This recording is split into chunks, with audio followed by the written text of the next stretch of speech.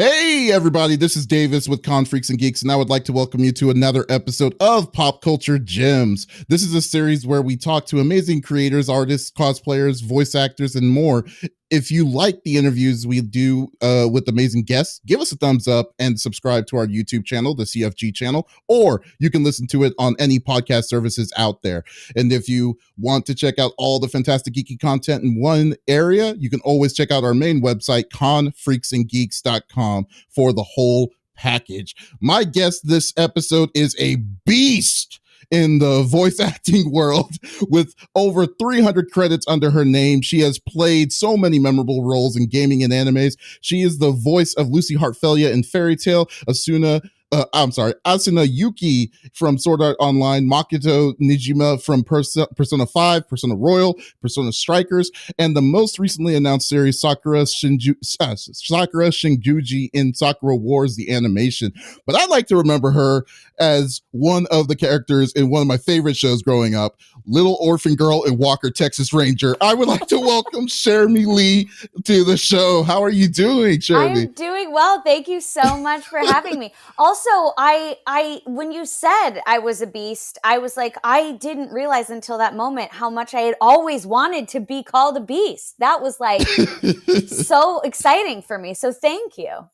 Oh, you're very, very welcome. I just love it. That's what's gonna have to be in your biography on like behind the voices. It'll be like Cherami Beast. that would be awesome. Great, love it.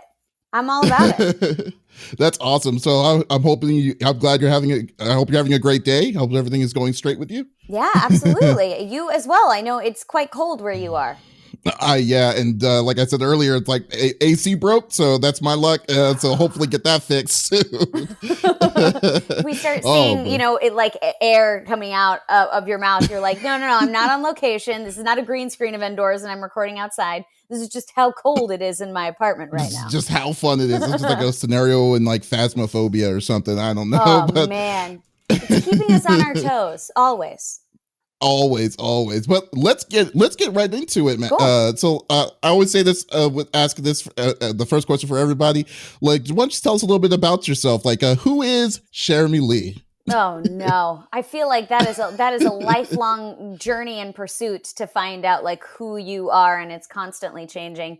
I have been an actor since I was 5 professionally. And I have always wanted to be an actor for as long as I can remember. So that's been a big part of my life.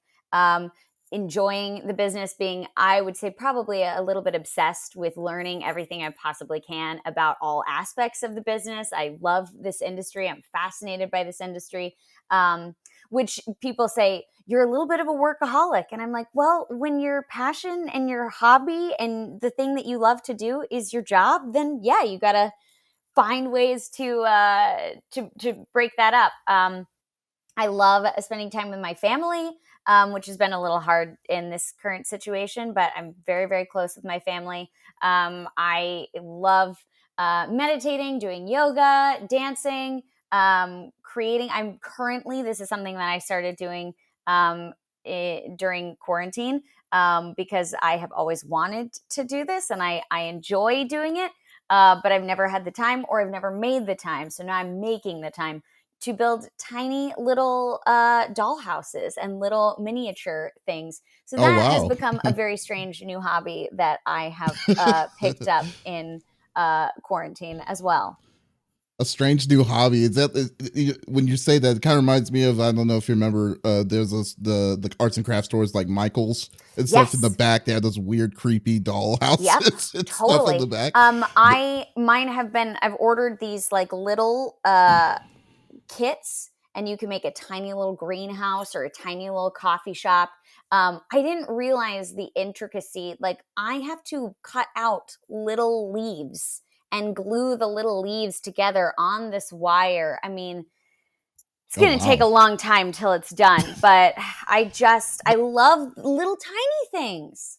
Hey, I guess it's meant to take time, I guess, I guess so. Just like patience. Just like a 5,000 piece puzzle or something, it's always going to be something. It's probably some sort of strange metaphor for life in that you will see the finished product, but it's going to take a Mhm. lot of patience, a lot of diligence. You got to like push through things maybe not working out one day, and just know it's not every piece is going to be perfect, but at the end you're going to have a beautiful little project that you created, that you can look at and enjoy. But it is not Yeah, easy that's all the very time. true. Well, that's pretty cool. Yeah. It just sounds kind of it sounds kind of fun though. Like I mean, when you're building stuff like that, so I can easily it makes sense. It Yeah, makes I sense. I'm was glad I you have was a hobby like that. watching a football game a couple weeks ago, and when things were getting a little dicey during the football game, I was like, I'm gonna go make little tiny things of wire to distract myself, and then I'll have the game in the background, and then I'll go back and watch the game when things don't give me so much stress. So Fair enough. it's been an interesting process.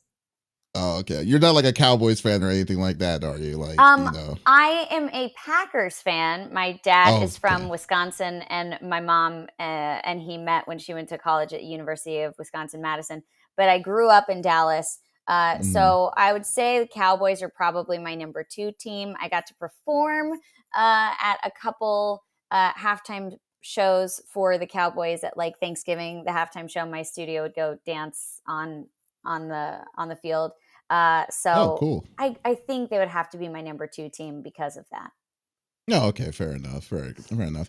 Well, well, before voice acting, you were like a radio DJ on Radio Disney for a while. Yeah. And were you a Disney kid growing up, if so, like, what was your top? Did you have a top three? Absolutely, I was a Disney kid. I remember auditioning for Radio Disney, and being a kid DJ. We got to go in and do promos and do all these things, and then I did get to have my own show when I was 19. So Oh, wow. certainly growing up with the company, and I mean, I've worked for the company. Radio Disney, as a station, is unfortunately coming to an end Oh, really? later this month. It was a casualty of the pandemic, unfortunately. But Oh, that's I was unfortunate. in the first commercial when they launched the station. I was one of the first voices on the air for the station, and I've Mhm. stayed with them throughout its entire existence, which is really, really cool. And of course, I was a Disney kid. I love Disney. I would say even more than being a Disney kid and loving the movies, I've been such a fan of uh, the creativity of Walt Disney and what he was able to create, and that Mhm. that legacy is very, very interesting and could not have been easy. Um, Oh, yeah. Favorite movies. My mom Well, when said you the think about first it, one I though, saw in theaters was Ariel. Oh yes, you said uh, when you think about what? oh, I was just sorry. Yeah, when I think No, about it, yeah, it's kind of like the mixture with like what Disney built. It was kind of like there was an awesome documentary I actually watched about like Walt Disney and stuff. But then you see the behind the scenes of him, and like he was basically a visionary, kind of like yeah, Steve Jobs visionary kind of levels. And but it was also kind of with the strong help of his brother as well, yeah, like Roy Disney. And I'm just like that is like who would have thought that this scenario of a guy who like from the south decides to make this kind of contribution to like history, like yeah. movie history. It's incredible. So Well, and it's yeah. amazing just with the Imagineers and with his brother. You would think if I mean you're Disney that would foster like, and I'm sure it did to a certain degree, but a need to control everything. And he seemed to be very open with, I know this is not my expertise, so I'm going to find people and give them the place to um, give their creativity, give me these ideas. I, like you said, have this vision, and I need these people to execute it with their skill set, which is really great to be able to have that ability to delegate and just be open and give them a space to create. But as far as my favorite movies, it's really hard. The first movie my mom said I saw in theaters was Ariel, and she thought I was not going to be able to sit through the whole movie. She said I enjoyed it, but I really was not a fan of Ursula, which has a deeper meaning now that when I lose my voice, it is a really dark time for me and my job. Um, so I guess Ariel would have to be up there as a notable film. Um, man, favorite growing up as a kid. I loved Mary Poppins. I would quote Mary Poppins all the time. The weird lines that my family was like, where is she getting this from?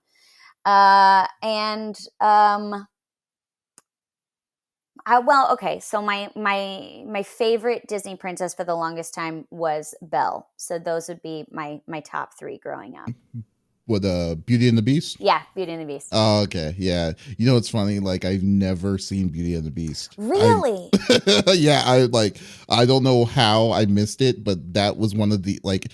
I mean, I like Disney. I love Disney afternoons and stuff, but like for some reason, when people tell me it's like about the movies that came in the early '90s, like Aladdin, Little Mermaid, Hercules, all those different ones, somehow I skipped that one. Look, there's so many films there. That's been one of the things that has been really interesting about Disney Plus is I'll go, what? I don't remember this movie. Like, I'm sure I saw it, but as a child, it just didn't imprint. So that's been fun to get to catch up and see what I missed. And also, when you see things as a kid and then watch it as an adult, you experience the movie so differently. So that's always an interesting process. Yeah. Because you kind of you get now you're cultured and you have ideas of what's happening. It's very funny. I did not. Definitely. My mom and I were talking, and she goes, "I watched Pinocchio the other day, and that is a terrifying movie." And I was like, "Well, it was always terrifying." And she was like, "See, I didn't get that before." I was like, "No, I was always horrified, Mom. Like the idea that if I made a mistake, I could go to like a terrible island of children that were bad. That's terrifying." I mean, the whole scenario of Pinocchio was pretty freaky because dark. It's like it was very dark. Well, first, does anyone talk about the fact that the woodmaker made a doll just to have a kid because he was so lonely? Yeah, I mean, like, come on, it's heartbreaking. Yeah, that's a level of something that has not been opened up yet. And then on top of that, it's like, you know, the orphanage, the lying, then it's the whale. It's like there's a lot of series of unfortunate events that happened in that movie. It's a lot to process, and for a kid to process on top of it is just immense. Oh my god, yeah, I definitely agree with that.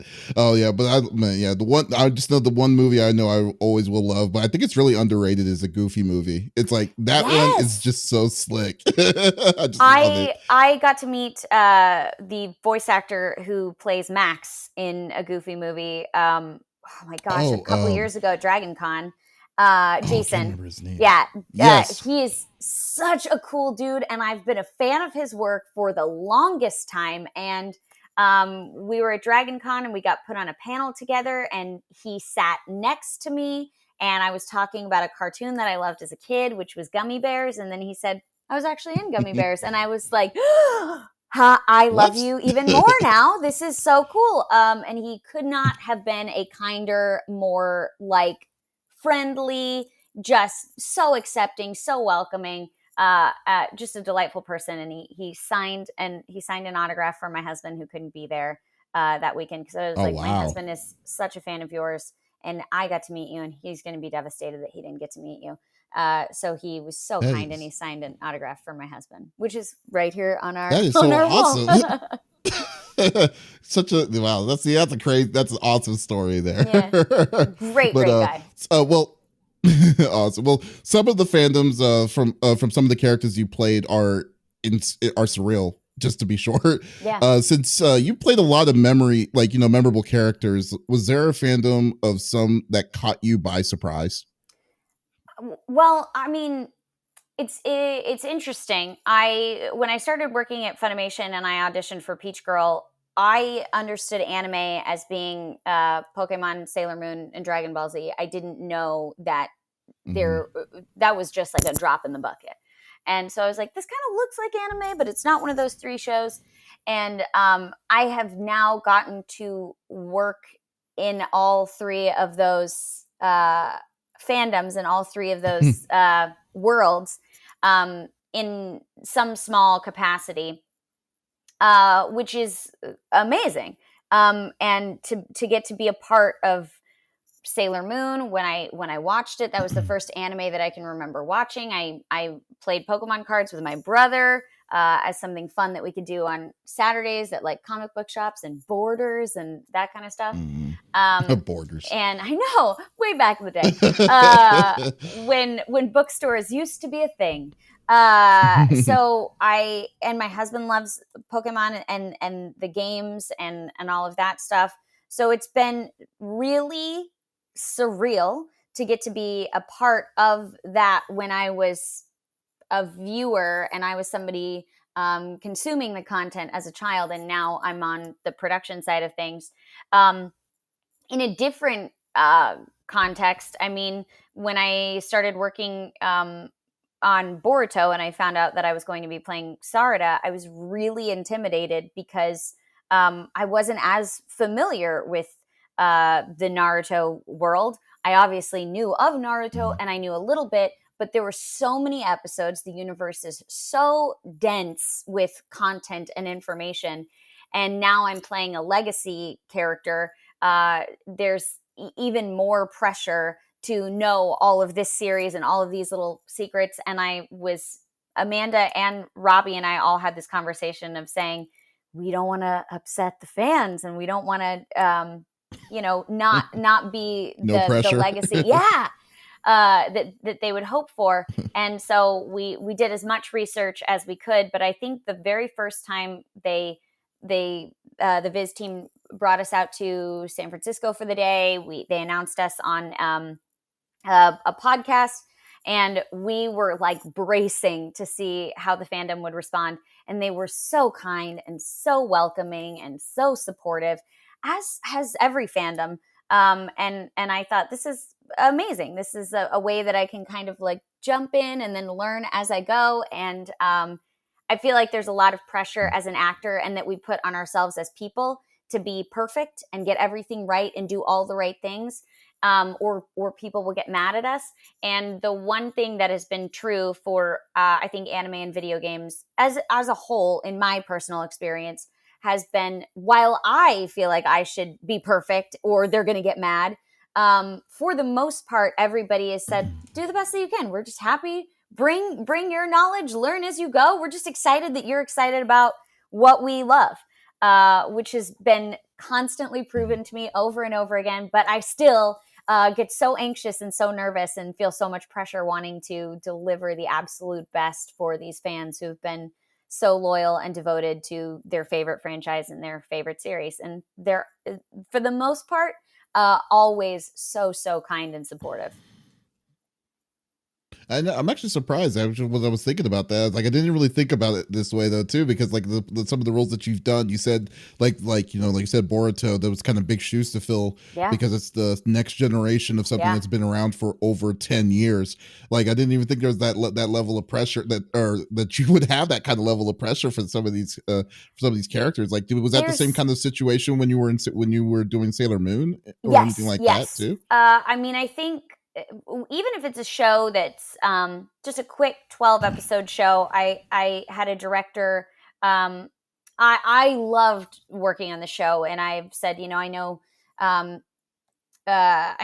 some actors will say like, well, it's not like a huge legacy title. It's really hard to really delve into the universe because it's over in a blip and you feel like you're missing so much and they wish there was more. And I remember talking to the director and I said, I'm just like loving this character. I never get to play a character like this. And he said, we have to go into every project, be it a 12 episode series or something that goes for 300 plus episodes, like a fairy tale, like Sailor Moon.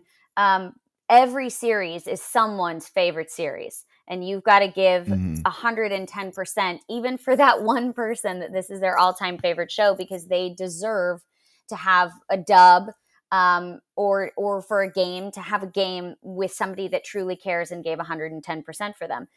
With Sailor Moon, it was terrifying.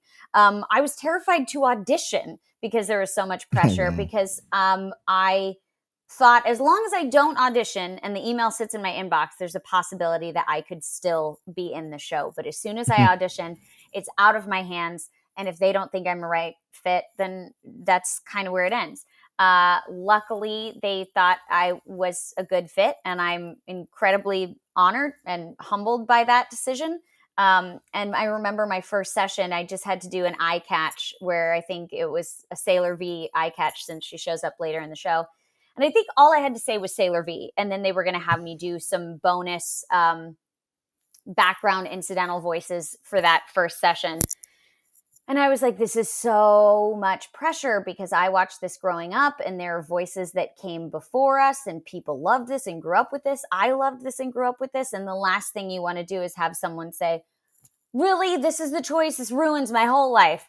And the director said, hey, just so you know, this is the note that came back from the creator of Sailor Moon in Japan. She approved all of your voices. And this is what she said about you. And so apparently she had said she heard me slate my name and say Cherami Leigh. And she's like, and I had done a callback for Sailor Moon. So she heard my Sailor Moon audition. And just from me saying my name, she said, that's Sailor Venus. I don't want to hear anybody else. That's Sailor Venus. I don't know where I was in the stack, but once I kind of went, okay, if I've got the stamp of approval from the creator, as we all got the stamp of approval from the creator, there's even more pressure, but there's also kind of like a little hug and a little embrace. That's like, I'm sending you on your way with my blessing. Go forth. Yeah, no kidding. That's awesome. Yeah. That's really cool. Wow, that is amazing.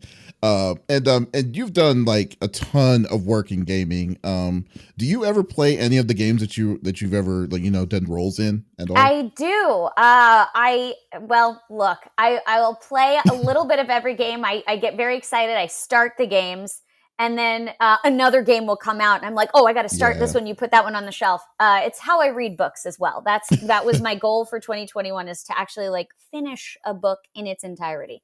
I had to stop on that. I had to switch to audiobooks because I could just keep on making. Like, I have a stack by my bed. Moment. Yes, and you get another book. You're like, "Oh, this looks so amazing. I'll put this one over here." And then you have a stack of books to choose from. That was how my gaming. My gaming world worked. I have a stack of games to choose from. Where do I want to jump in?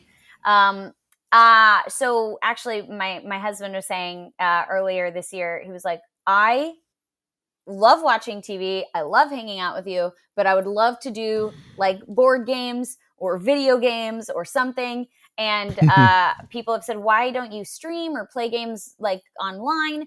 And I'm not that great at I'm not a very proficient gamer. I enjoy it, but I'm not amazing. Like a casual gamer. Yeah. And so because there are so many great gamers, and I feel like there's still, unfortunately, a stigma. It's getting better. But if you're not a great gamer and you're a female, that for some audiences, they're like, see, girls aren't gamers.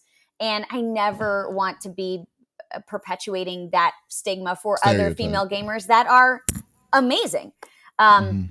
So I'm like, I will play casually by myself and I will make my mistakes where no one can see. But my husband was like, we'll practice and we'll play. So we've been playing Cyberpunk 2077.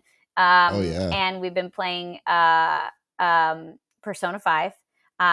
Persona 5 Strikers is obviously pre-ordered. I have Fire Emblem Heroes on my phone, which is a great way to casually get check into the Fire Emblem universe on your phone. And then I have 3 Houses that I haven't finished, but I have played a little bit.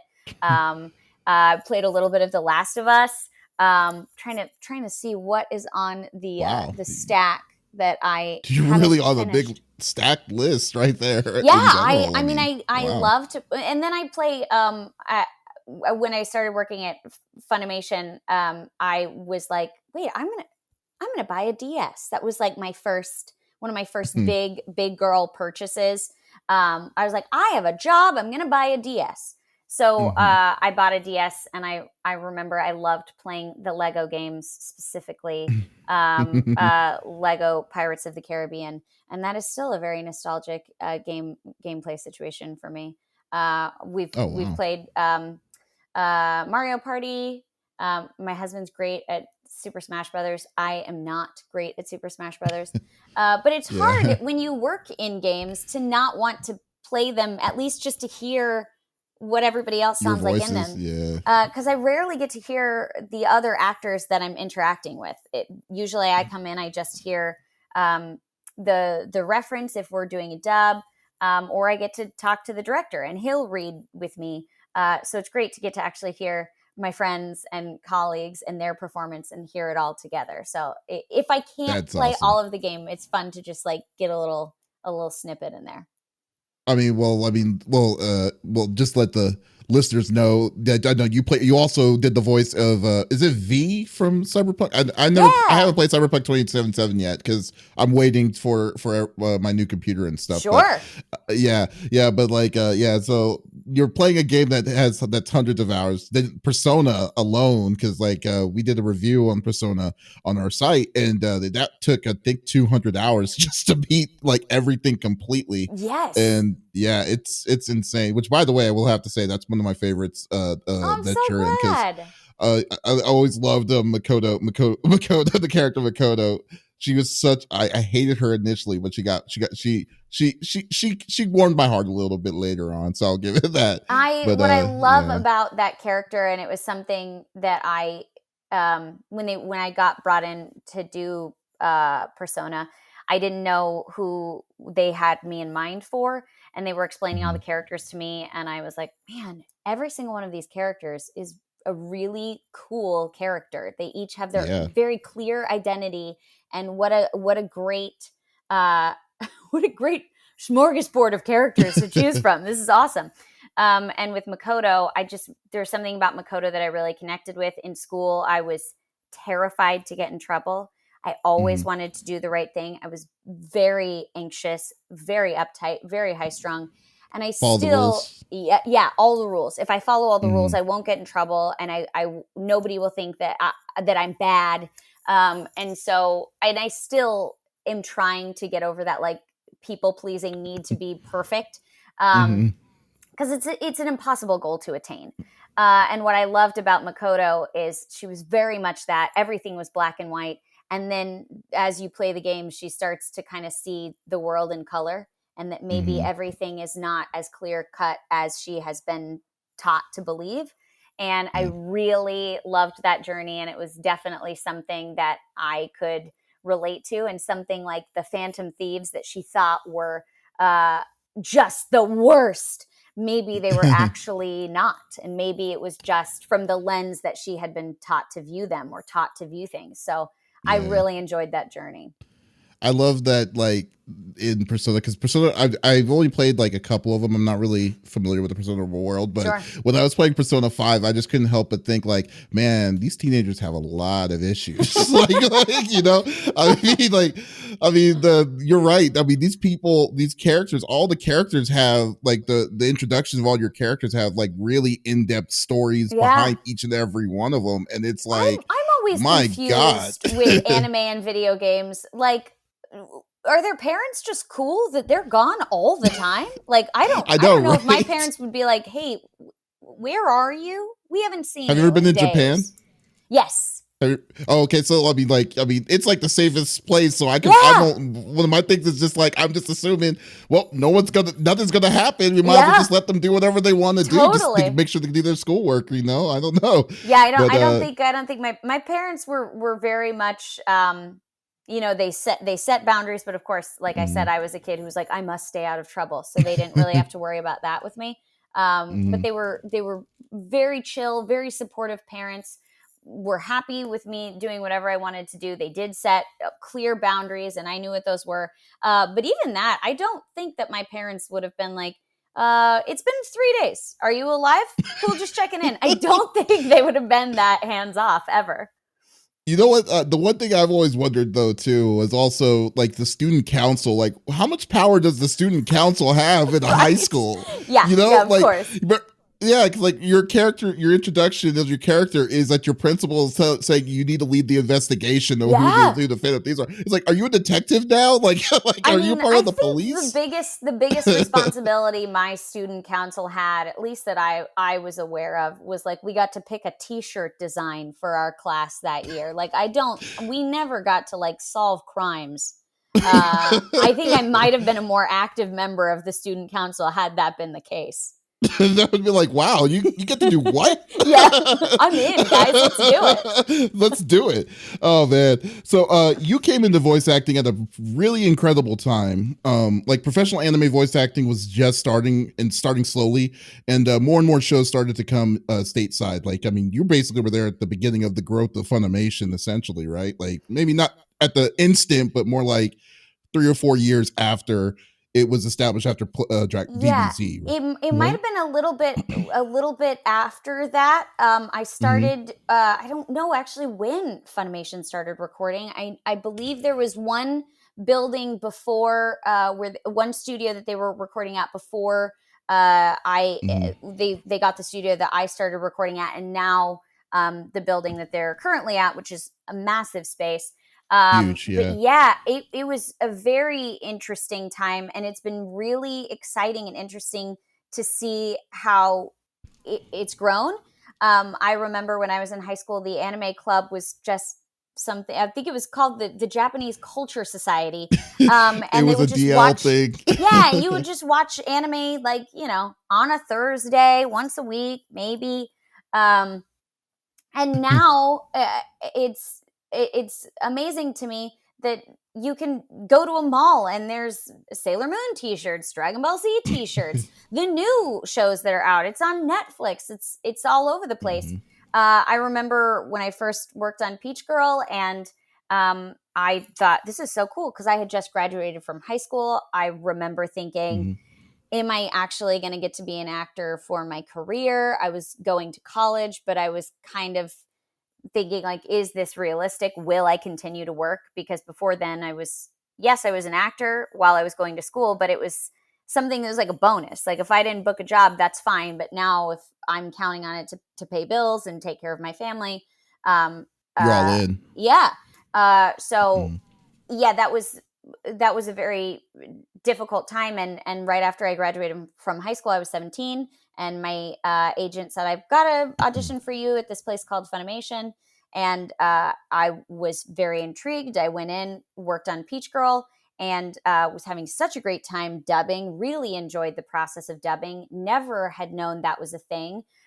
Zach Bolton was the director, and he was so kind to teach me how to dub and walk me through the process. And I remember after a session, he said, so we're going to send you out to a convention. You'll sign autographs, promote the show, do a panel. We're going to send you to Boston. And mhm. because I was 17, my mom had to come with me, which I'm not Nice. 17 anymore. My mom or my husband still comes with me because it's nice to have a buddy.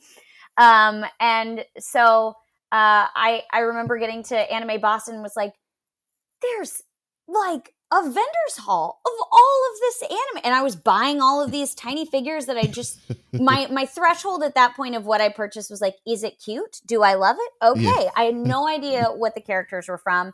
The cosplay was amazing, and Mhm. I was shocked that people wanted me to sign cards for them and wanted to sign autographs. I'm still, every time I go to a convention, like, well, we'll sit down at this autograph table. We'll see if anybody's here. We'll see what happens. And there are people there, and they're so kind, and they're so enthusiastic.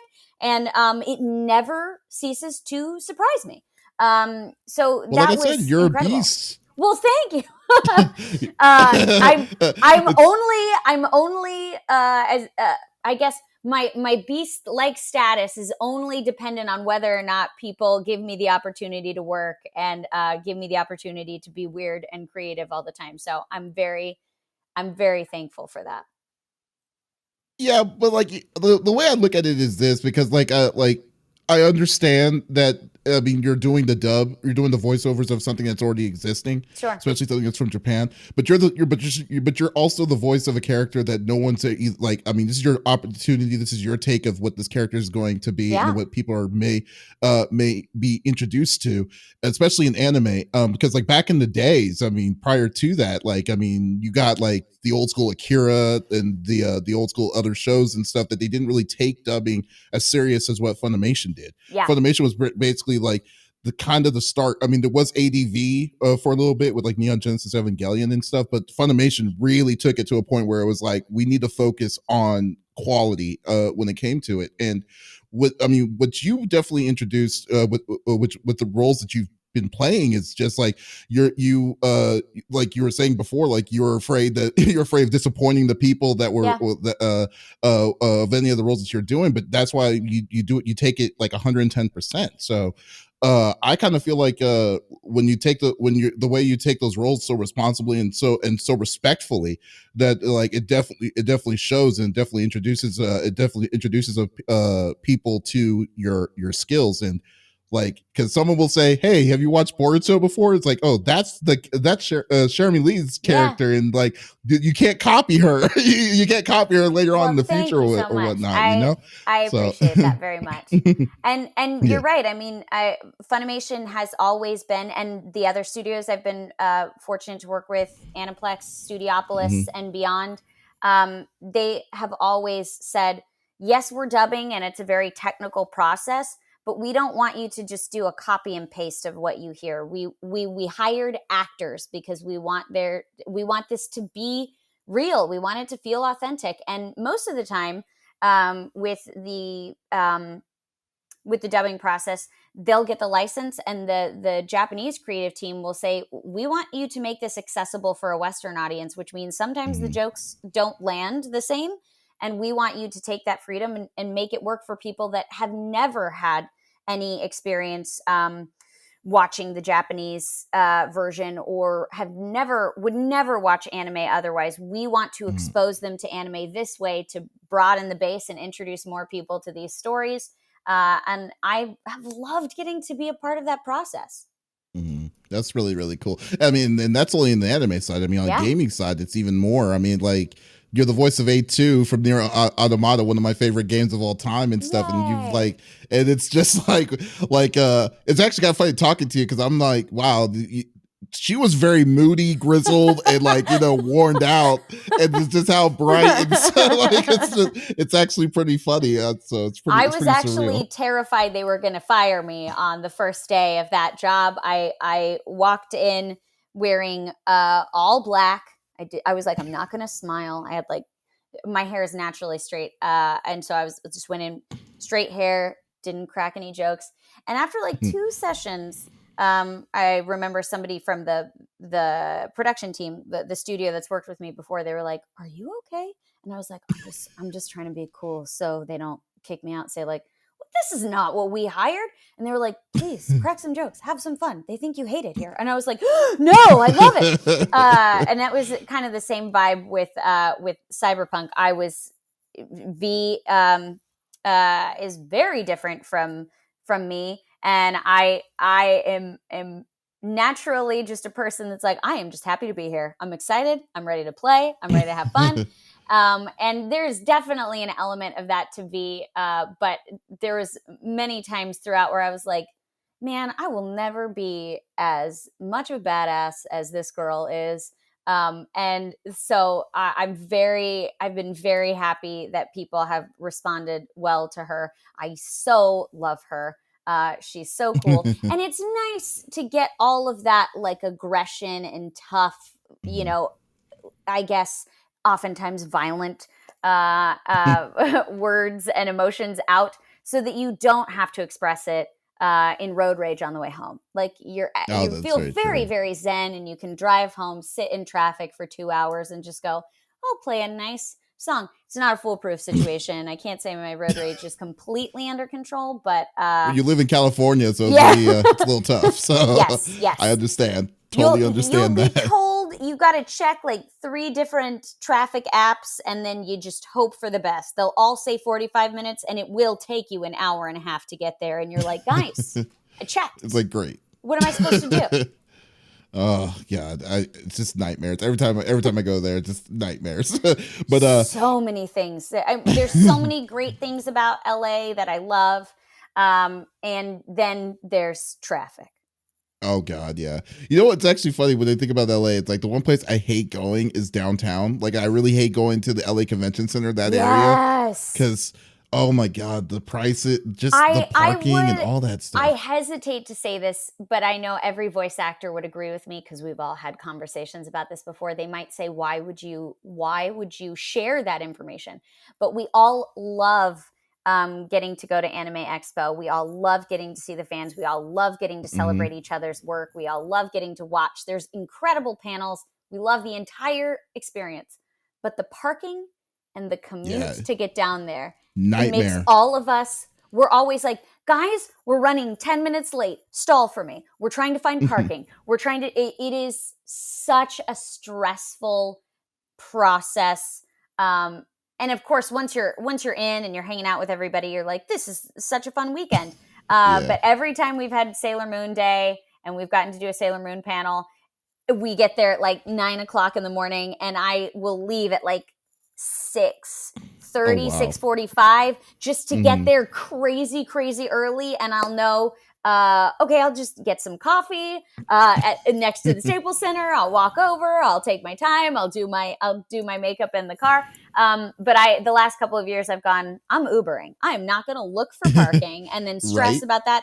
Looking for parking could be an hour alone. And parking is like $30 or $40. It's insane. So I'm like, you know what? Paying for parking or getting the Uber, it's all going to equal out to be about the same price. I'm just going to do it. So we'll all carpool together and then Uber down there together.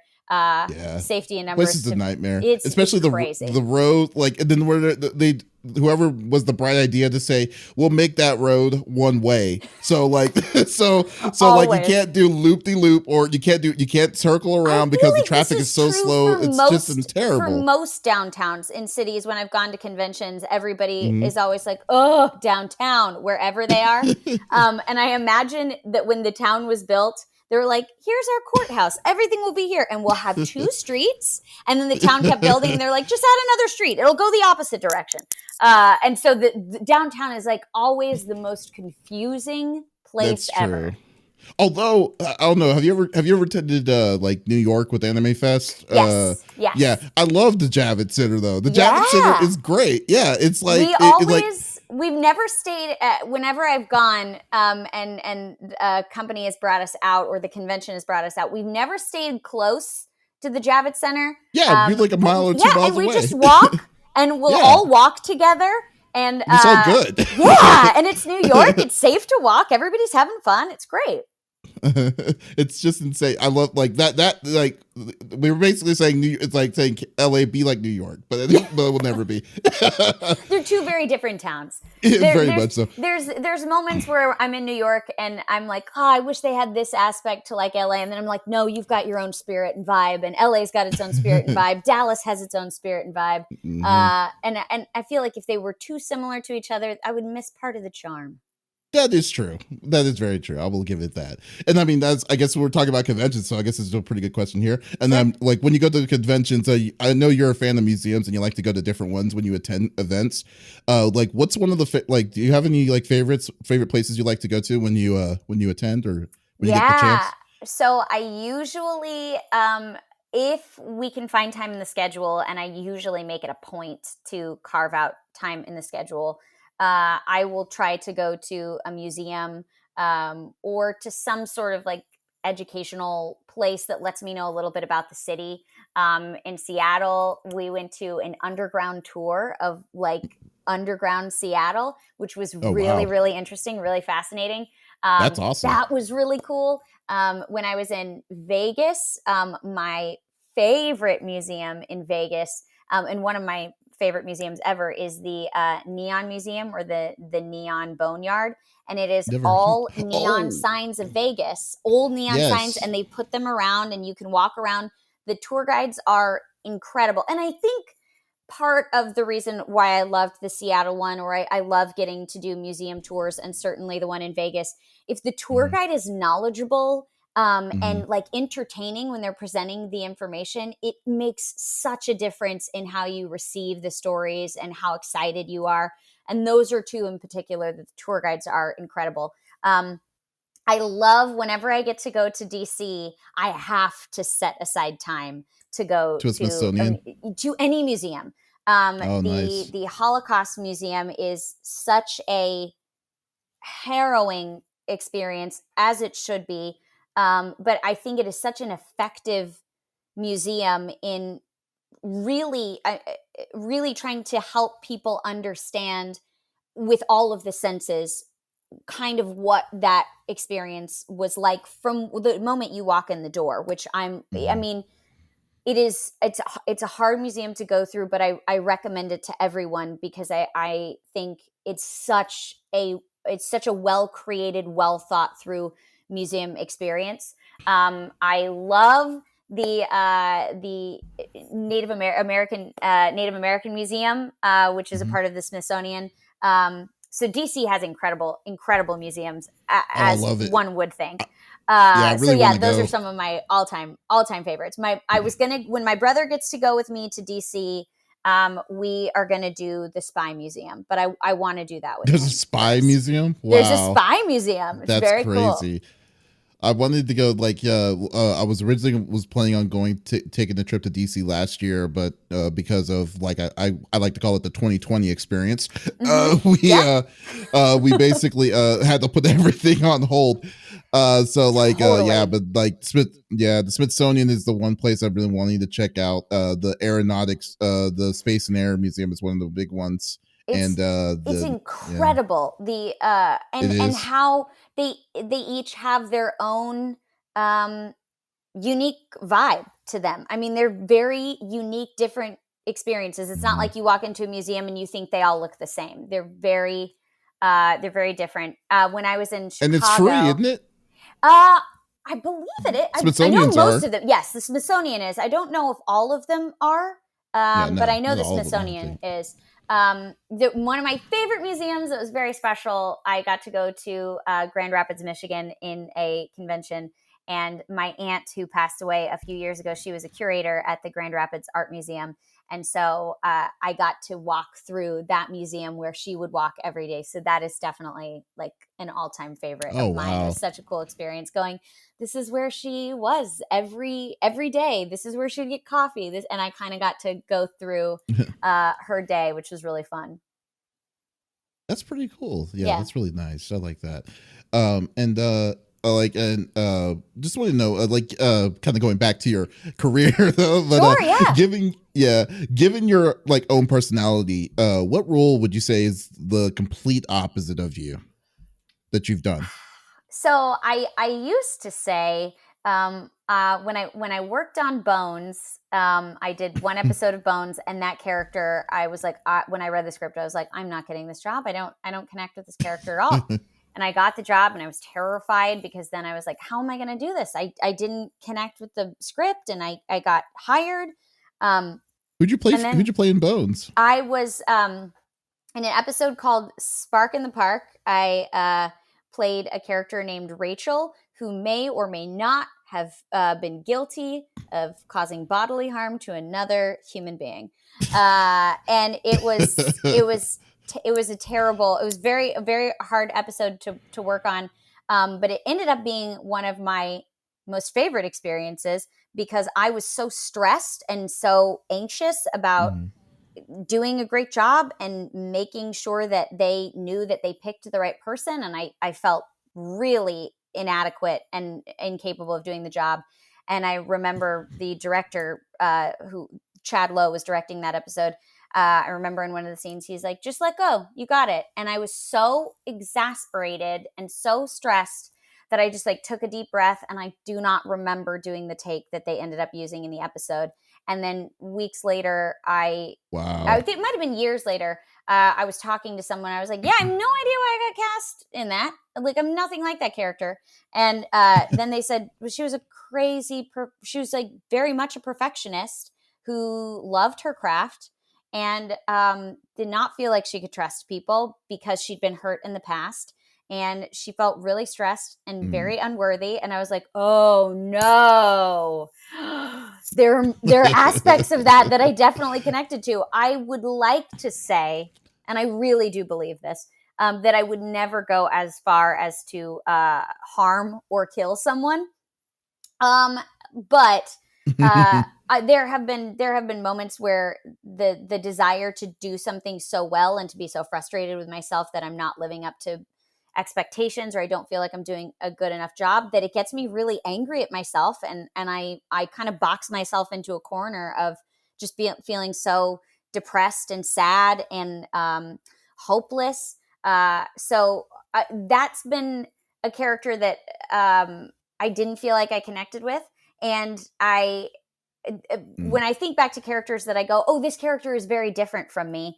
Yeah, it's very different from what I exude on a regular basis. But when I start thinking about the emotions and the things that that character deals with, I definitely deal with that in some shape, form, or fashion. I just don't express it. And so I'm very grateful to those characters because it kind of helps all of that stuff that I experience come to the surface so I can look at it and go, oh, that's there. Oh, you feel a lot of pain regarding this. Let's fix this. And I think if I was nothing like that character, or there wasn't something that I could learn from or gain from it, I wouldn't get cast. It would go to somebody else who would be able to have that sort of experience with the essence of a character. But that was one that in the beginning I was like, what am I gonna do? I don't connect with this character at all. That's cool though. I mean, you definitely did something right though. I mean, Yeah, obviously, so I think you put too. I you think you're just putting too kind much of pressure gave on up. yourself on some of these things. Always that is probably the mantra that I have heard the most from people as they go, Cherami, you're really hard on yourself. Just like take a breath. You're doing okay. Which I'll say to other people all day long. I just got to remind myself of hmm Okay, well, I mean, that's cool though. I mean, that. and excuse me. Sure. And I mean, and you have like a very diverse palette of like type of all the type of characters that you played, and like from moody to very ditzy. I mean, you're just all over the place when it comes to that. Uh, you have like do you have like a secret on how you get in the mood on your characters? Because frankly, it's quite amazing. Like one episode, you're like this. You're like A2, and then the next episode you're Lucy Hartfelia, and it's like, oh my god, it's like why is she like it's night and day difference, you know? Well, I mean, thank like, you. is there anything that you do? Uh-huh. Um, well, I think it's just a natural thing that we do as people. That certainly I do as a person. Is you have different facets of your personality that you're like, well, I'll show this version of myself to this group of people because this is the version of me that they love and accept the easiest, and I'll show this version of my personality. So I think that training of like how to present yourself in different situations definitely um, helps make it a little bit easier to jump into one character without showing another side.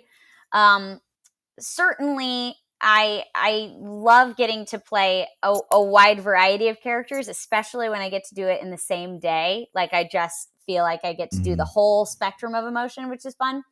Um, but a lot of things that inform the writing informs it, the character design informs it. If I'm dubbing an anime, certainly the animation and what they're doing and how they're responding to situations, what their facial expressions are doing, how the other people in the scene are responding.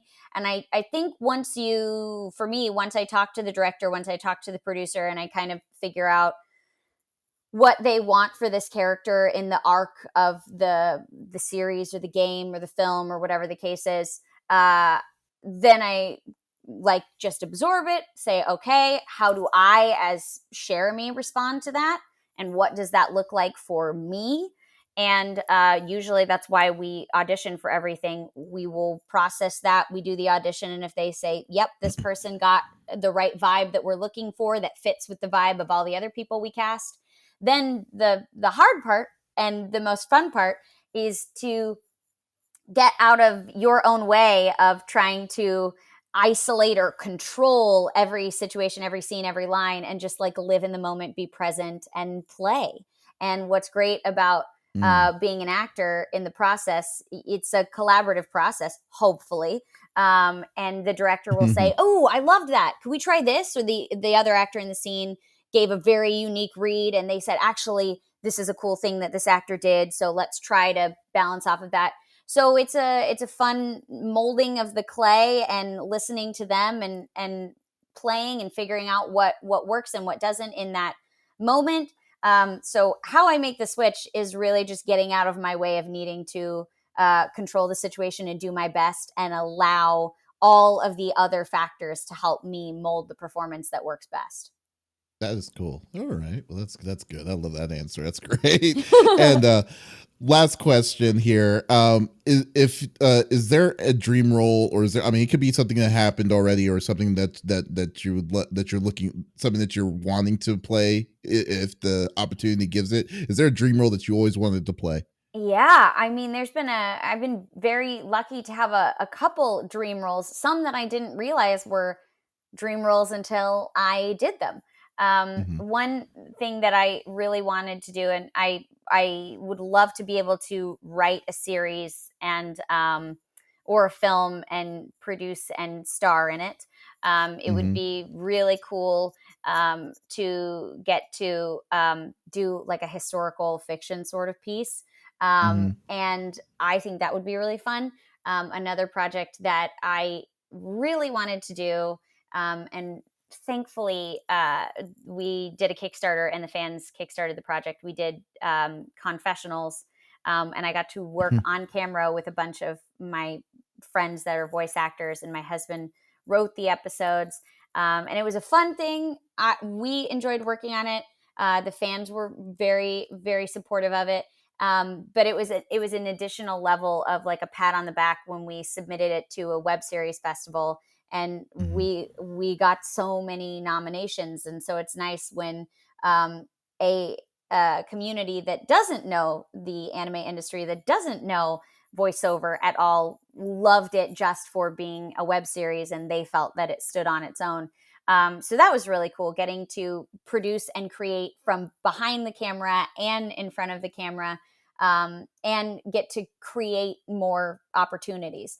Hmm. So that would be a really fun thing to get to do. I also um, have been doing a couple years ago. I did a web series episodic project called Love and Light on an app called Unlocked, and we did that for 3 years. We did like daily Oh affirmation wow. videos, and I loved getting to do that because finding ways to kind of reset and look at the world in a way that gives me intent and a way to go through when life is hard, help me be present, help me stay focused.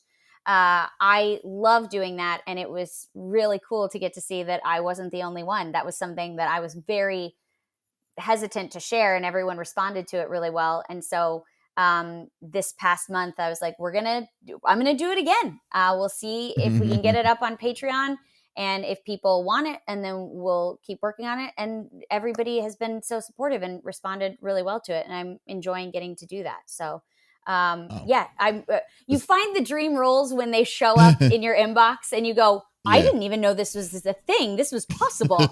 This is what I've always wanted to do. It's crazy. It's like I didn't even know I wanted it until I just saw it in my Yeah. inbox. There you go. With Sailor Moon. Never knew that I could Hmm. even dream that I could work on Sailor Moon.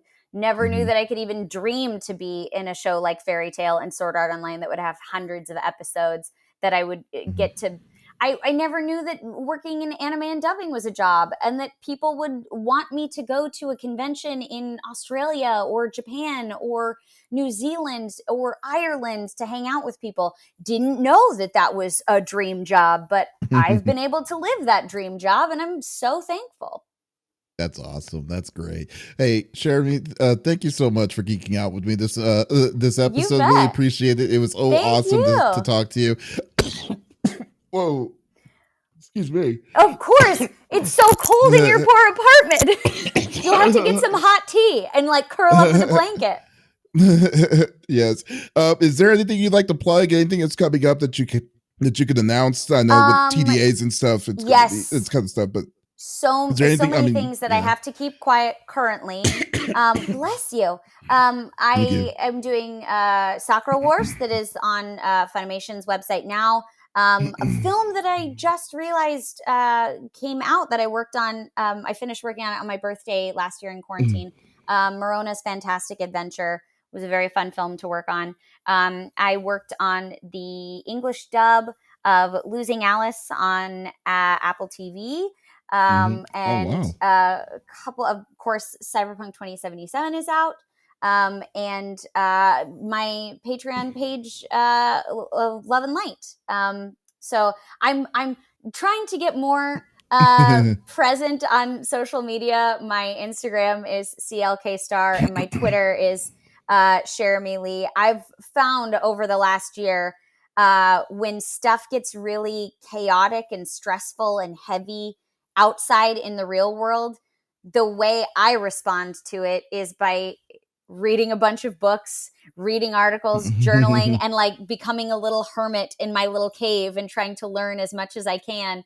But then I realized, oh, wow, it looks like you've just disappeared off the face of the earth because when during this quarantine process, we can't see each other in person. So Right, I'm trying to be exactly. very mindful about balancing my need to like be a hermit and learn and try to grow and process everything, but also still interact with the rest of the world that is also feeling very separate from each other. So it's all about balance. I know what you mean on that. Like, I think the biggest thing that I kind of got from this is because we usually like to do interviews and stuff at events. Yeah. Personally, I never liked doing that because the events is very like, it's speed. It's like Of you have to course. be on the go all the Yeah. time. And so, but the thing I've kind of learned from the pandemic alone is like I love these kind of conversations because it's like we have no we have stuff to do, but at the same time we actually have Yeah. more to actually discuss, kind of more casual at home level, that kind of Agreed. thing. So Absolutely. yeah, so but it's like, see, I wouldn't even like if I saw you, I'd probably get like 15 minutes as opposed to the hour though. It's So it'd be yeah, great. because usually, like you said, at events, the people organizing the events will say like, okay, we're gonna block out X amount of 30 time minutes. for interviews. And so then they say, like, well, how many people want to interview this person? Okay, we'll break up that amount of time that we've allocated for them. And so sometimes if it's a busy weekend and a project has just come out and there's a lot of people that want to Mm, talk about it, they're like, mm. 5 minutes. I've had some conventions where they'll say we're putting you all into a room together, and it'll Yep. be like a Junket. press room. Yeah, we'll do like a little junket. Mm, Everybody gets like 2 questions.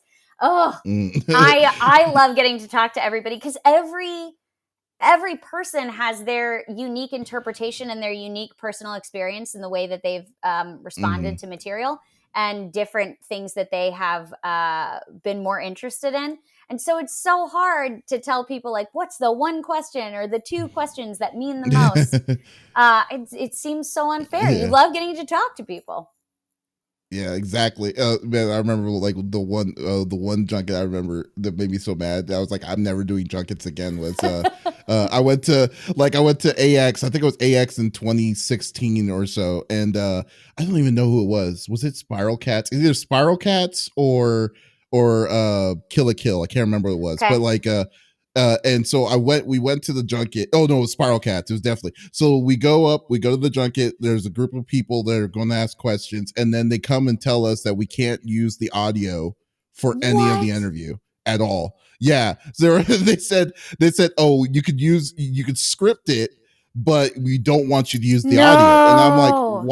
why would you do that? Like, why would you tell Yeah. us this like 5 minutes before? Like, yeah. So Oh, I was how kind of I was kind stressful. of salty when it comes to, yeah. So I was like, okay, no more. So I'm you not couldn't doing this even you anymore. couldn't even record it even for notes. Well, we recorded it for notes and then we scripted it. But then like these junkets are like an hour long. So it's kind of Yeah, like, and so you kind of, or it's an hour to 30 minutes. So it's kind of like you have to skip or you have to like place mark exactly where you were wanting or what you're absolutely. wanting. And it's more work. So I was just like, this was a little too much. It's like I like Spiral Cats. I just don't appreciate Sure. what they like. I don't think it was Oh, them, that's but it so was more stressful. like it. Yeah. Yeah. Yeah. So but it was all good. But the digressing. But Sherry, thank you so much for talking with me. Thank As you. as always, it was great to talk to you. And guys, thank you for stopping by, checking us out on Pop Culture Gems. You can always check us out on any of the social media. I'm sorry, not social media, but our podcast services: Apple, Google Podcast, Stitcher Radio, or go to see the video interview of this on our YouTube channel, the CFG channel. And we will be doing some more awesome interviews like Cherami. So once again, this is Davis signing off. Y'all take it easy. Alrighty, cool.